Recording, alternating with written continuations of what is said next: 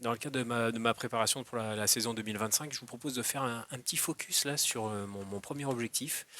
C'est le Seven Trail, l'ultra du bout du cirque, donc 100 km et 4500 mètres de dénivelé positif. Alors je vous propose de regarder ça sous deux angles. Déjà le premier angle c'est comment je prépare une course comme celle-là en termes d'entraînement hein, ou de course préparatoire avant. Ça c'est le premier axe et le deuxième axe c'est comment je regarde le profil, comment j'étudie un petit peu la course voilà, pour préparer la course le jour J. Ok, alors d'abord comment on prépare une course de finalement de 100 bornes et 4500 mètres de dénivelé positif. Ça va dépendre énormément de l'expérience de chacun là. Et l'expérience c'est quoi? C'est le nombre de kilomètres ou le volume réalisé à vie, donc le nombre de kilomètres et dénivelé réalisé et aussi le nombre de courses de ce type-là qui ont déjà été faites et réussies en fait. Hein. Euh, Parce que bon, le kilomètre, faut pas oublier le dénivelé effectivement et le rapport à ce type de distance, parce que si vous faites que des courses de 20 km, même si vous avez parcouru 40 000 km dans toute votre vie, voilà, l'expérience va faire que ça peut être problématique et on va pas l'aborder la course de la même façon. Alors si effectivement ce type de format c'est un peu nouveau pour vous ou une première, effectivement ça peut être intéressant de faire des courses préparatoires et de par exemple scinder la course en deux et de se dire ok je vais faire une course préparatoire qui va représenter donc là 50 km et à peu près 2000-2500 mètres de dénivelé positif. Et ça, de placer ça dans les 4 à 6 semaines avant l'objectif. Et même avant, on peut recouper l'autre course, par exemple pour faire un 25 ou 30 bornes. Pareil, voilà, pour le coup peut-être un peu moins longtemps avant, mais genre 4 semaines avant. Donc ça fait une prépa allez, entre 10 et 8 semaines avant l'objectif. Et de faire des courses aussi, ce qui peut être intéressant, c'est que ça évite de trop multiplier les sorties longues tout seul où il faut un peu s'organiser, il faut amener de l'eau, de la bouffe, etc. Là, vous profitez de l'organisation d'une autre course, déjà pour vous mesurer aux autres, avoir un parcours et avoir voilà, des ravitaillements. Donc ça, c'est intéressant. Sinon, si vous avez pas mal d'expérience sur ce genre de course, euh, si vous en avez fait il n'y a pas très longtemps, voilà, c'est pas forcément nécessaire justement, parce que ce qui va vraiment énormément compter, ouais, comme je disais, c'était le volume de kilomètres et de dénivelé déjà réalisé à vie. Donc moi typiquement ouais, j'en ai déjà fait un certain nombre. J'ai fait l'ultra endurance trail des Templiers en fait en octobre dernier déjà. Donc en fait je m'appuie là-dessus pour voilà, ça me donne de la confiance pour cette course.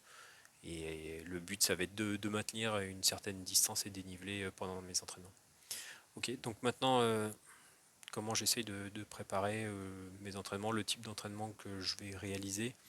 Voilà, pour réussir cette course et puis réussir l'objectif que je me fixe, qui est d'à peu près. Alors, le top objectif, ouais, ça serait de faire dans les 12 heures de course.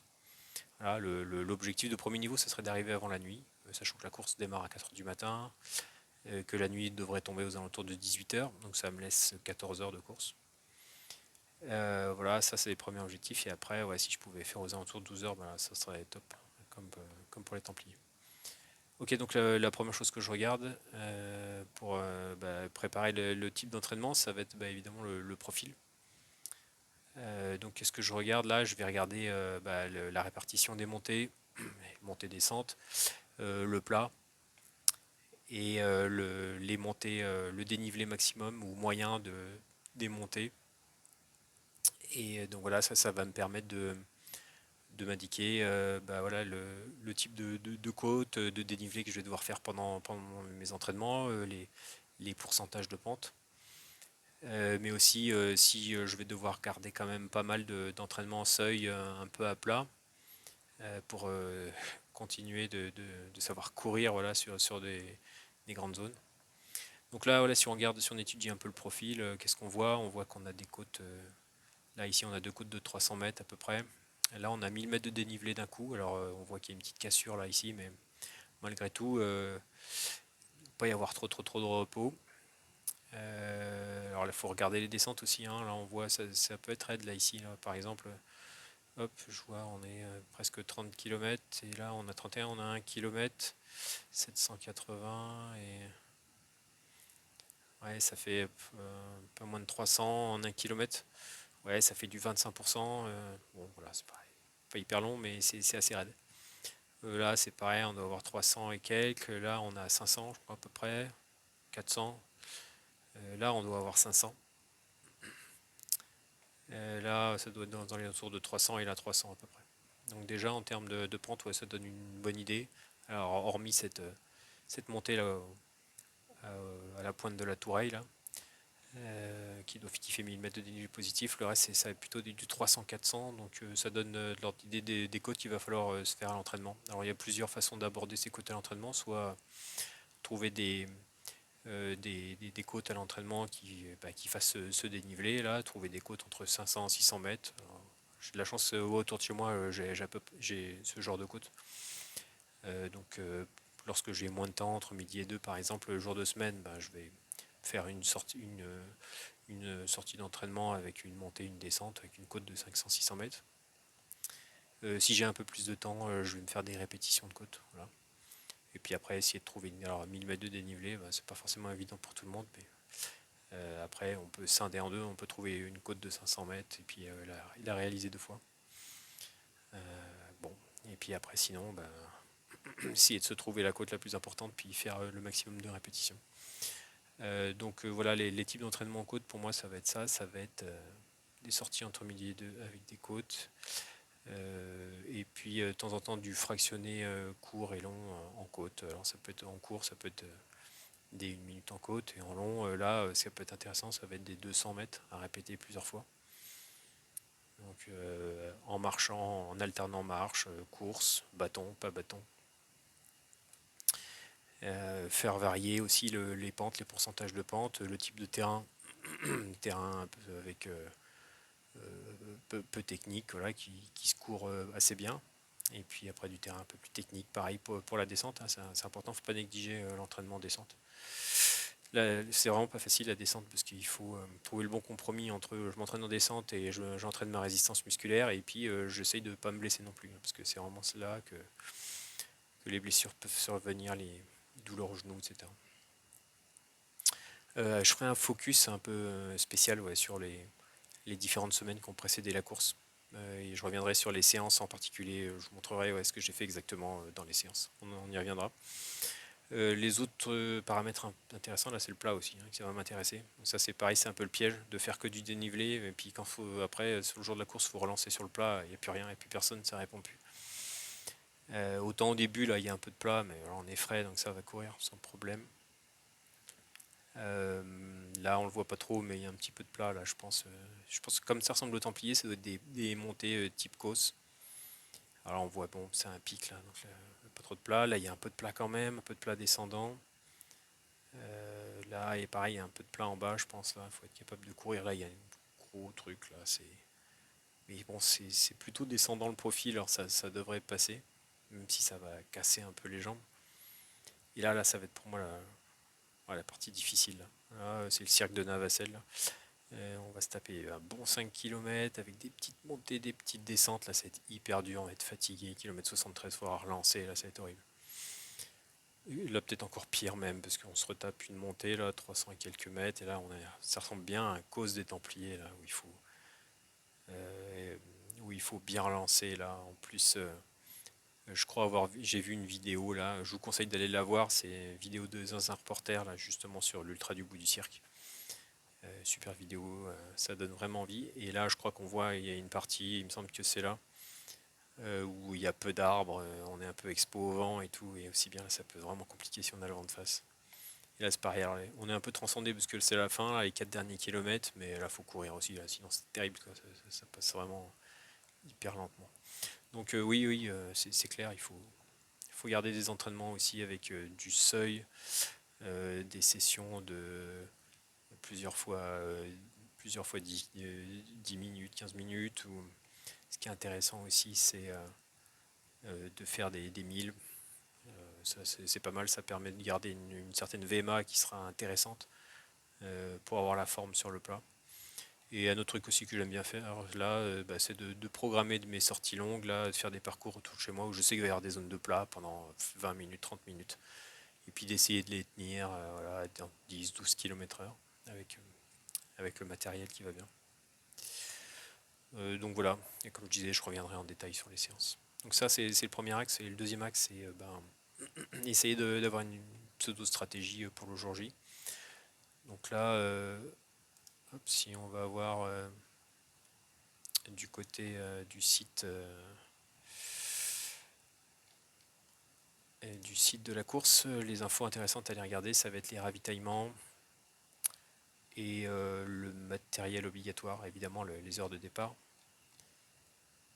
Mais voilà, pour le ravitaillement, ben, on voit, alors par le premier, là où il y a 17 km, mais bon, généralement on a bien mangé le matin, bien bu, donc en plus il fera frais, donc il n'y a pas besoin de trop se charger là-dessus. Mais sinon après, on a 5, 8, 9 km entre chaque ravitaillement. Là, on a un peu plus, là, ouais, effectivement, là, on a 16 km ici.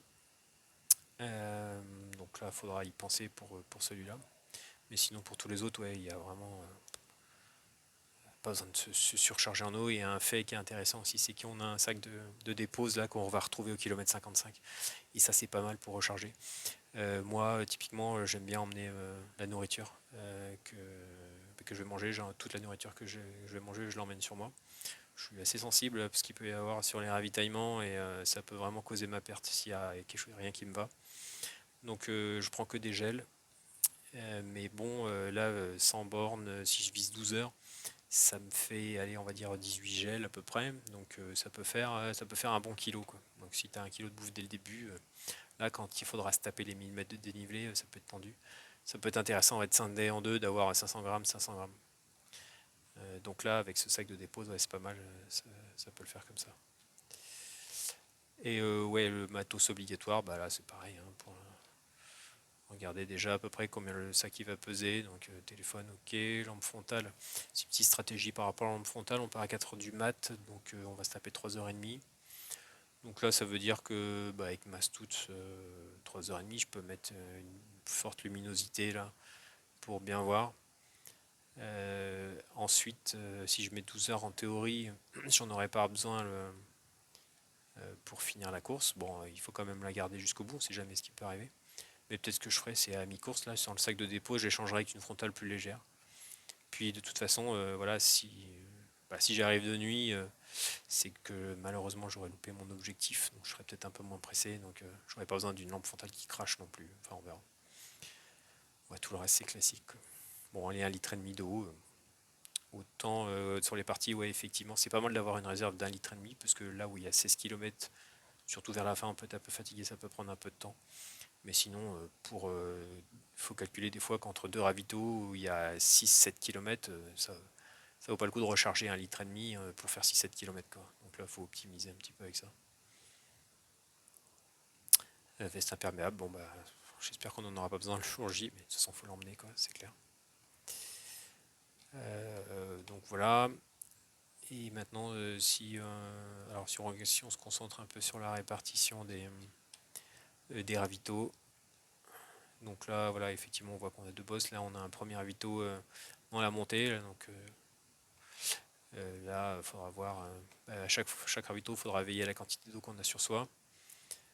Là, il y en a un en haut. Bon, ça va descendre assez vite. Donc là, c'est pas mal de se dire qu'on peut récupérer en bas. Tac, on voit que c'est assez rapproché. Tac, donc c'est ici qu'on va récupérer notre sac de dépose. Donc là, c'est bien de pouvoir recharger en eau, changer de t-shirt et tout. C'est pas mal. Donc ouais, il y a pas mal de ravitaux, donc ça c'est vraiment bien. Ok, et puis bah, si on regarde un petit peu ouais, la course, là, les endroits où on va passer, donc le départ, là c'est dans le village du Vigan, là c'est l'air d'être un très, très joli village. Je pense que de nuit, ben, là on va être un petit peu dans les bois, donc là c'est pareil, la frontale, c'est bien d'avoir une bonne frontale qui crache un peu là. Là, c'est là qu'on atteint le point culminant de la course, là, à peu près par ici. On est sur les contreforts du massif de l'Égual. L'Égual qui est réputé pour avoir les températures les plus chaudes et les plus froides. Les records de température, c'est à peu près ici, je crois, en France. Ouais. Enfin, au sommet de l'Égual, mais voilà. Donc, il faudra faire attention aux températures. À partir de là, on est sur le même parcours que l'ultra du bout pas l'ultra, le 60 km, là, le trait aux étoiles. Donc, on peut croiser du monde à cet endroit-là. Là, on voit que c'est un peu plus dégagé, donc je pense qu'ici, il y a moyen d'être expo au vent. Hein. Ah, voilà, là, quand on regarde le profil, là, on voit, regardez, hein, on est sur le haut d'un causse, là. Donc là, je pense qu'on est bien dégagé face au vent, une bonne vue, une très belle vue sur le cirque de Navacelle, là, cette magnifique, ça c'est vraiment le point d'orgue de la course. Hop, après on remonte sur un autre causse, là c'est pareil, ça va être dur ça. Et là on redescend, on a un petit coup de cul. On doit remonter une gorge là, quelque chose comme ça là. Et là on retourne au Vigan, là on a cette partie plate là, 4 km, il faudra bien relancer. Voilà, donc j'espère que ça vous sera utile, ce genre de vidéo. Et puis je vous donne rendez-vous dans une autre vidéo où je vous présenterai le matos là, que je vais emmener. Et puis sur mes autres vidéos aussi, les semaines préparatoires à la course. Allez, ciao!